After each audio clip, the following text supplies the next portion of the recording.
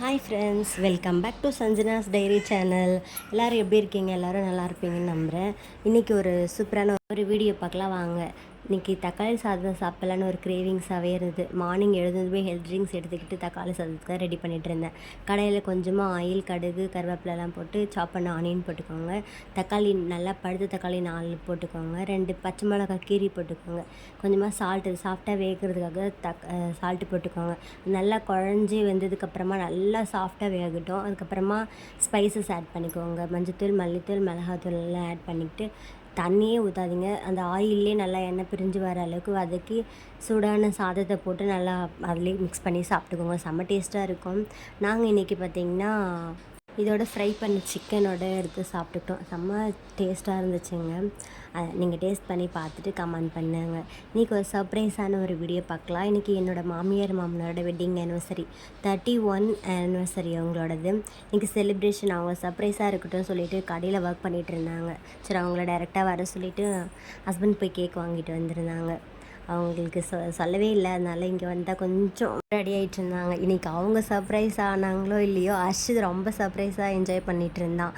புதுசாக இதெல்லாம் பார்த்துட்ருக்கா இல்லைங்களா, அதனால் அவங்களுக்கு ரொம்ப ஹாப்பி ஆகிடுச்சு.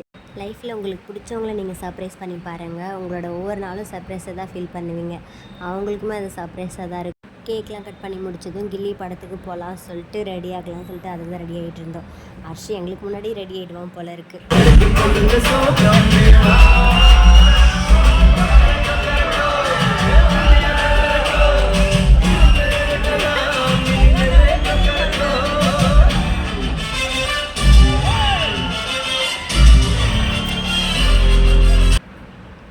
போயிட்டு வந்ததும் அடுத்த நாள் மட்டன் பிரியாணி சாப்பிட்லான்னு சொல்லிட்டு ஹஸ்பண்ட் கிட்டே சொல்லிகிட்டு இருந்தேன்.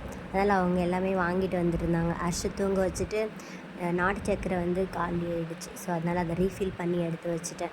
மட்டனை நல்லா உப்பு மஞ்சள் போட்டு நல்லா கழுவி எடுத்துக்கிட்டு அது கொஞ்ச நேரம் அப்படியே ஊறட்டும்னு சொல்லிட்டு வச்சுருந்தேன்.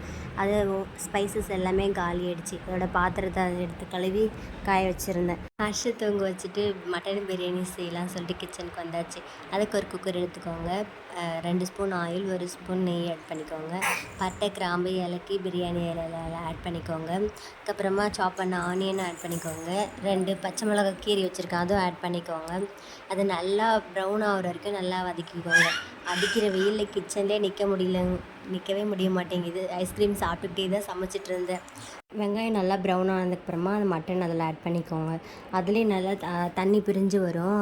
அந்த அளவுக்கு நல்லா வதக்கிக்கோங்க. அதுக்கப்புறமா கொஞ்சமாக புதினா, கொத்தமல்லி ஆட் பண்ணிக்கோங்க. அதோட ஃப்ளேவர் சூப்பராக இருக்கும். நல்லா வதங்கினதுக்கப்புறமா தக்காளி ஆட் பண்ணிக்கோங்க. தக்காளி முன்னாடியே கூட ஆட் பண்ணலாம், ஆனால் மட்டன் நல்லா வேகட்டுன்றதுக்காக அந்த மாதிரி பண்ணியிருந்தேன்.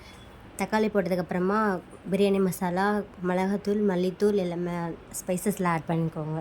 அது நல்லா கொஞ்சமாக கிளறி விட்டதுக்கப்புறமா மூடி போட்டு நான் வேக வச்சுருந்தேன். ஏன்னா மட்டன் விசில் போடுறதுக்கு முன்னாடி நல்லா வேகட்டும் அந்த எண்ணெயிலேயே சொல்லிவிட்டு வேக வச்சுருந்தேன். அதுக்கப்புறமா அதுக்கு தேவையான அளவு 1 டம்ளர் நான் சீரக சம்பா தண்ணி எடுத்திருந்தேன். அதுக்கு 1 டம்ளருக்கு 1 டம்ளர் கூட ஆட் பண்ணிக்கலாம், 1.5 டம்ளர் ஆட் பண்ணிக்கலாம். நான் இன்றைக்கி நல்லா கொஞ்சம் சாஃப்டாக சாப்பிட்ணுன்றதுக்காக 2 டம்ளராக ஆட் பண்ணிக்கிட்டேன். 2 டம்ளர் ஆட் பண்ணதுக்கப்புறமா லெமன் புழிஞ்சு விட்டு 2 பச்சை மிளகாய் கீரி ஆட் பண்ணிக்கோங்க. அதுக்கப்புறமா புதினாவும் கொத்தமல்லியும் ஃபைனலாக ஆட் பண்ணி க்ளோஸ் பண்ணி 2 விசில் விட்டுக்கோங்க.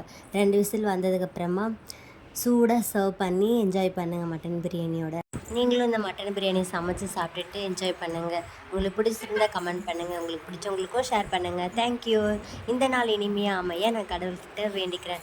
நம்ம சேனலை சப்ஸ்கிரைப் பண்ணுங்கள், ஷேர் பண்ணுங்கள், லைக் பண்ணுங்கள். தங்கமே, வாழ்க்கையின் சந்தோஷமே நீதானே தெரியுமா? வண்ணமே, கடவுள் தந்த பந்தமே நீதானே புரியுமா? உன்னை தாங்கி பிடிக்கவே கைகள் ஏங்குது. உன்னை அள்ளி கொஞ்சவே மனசு துடி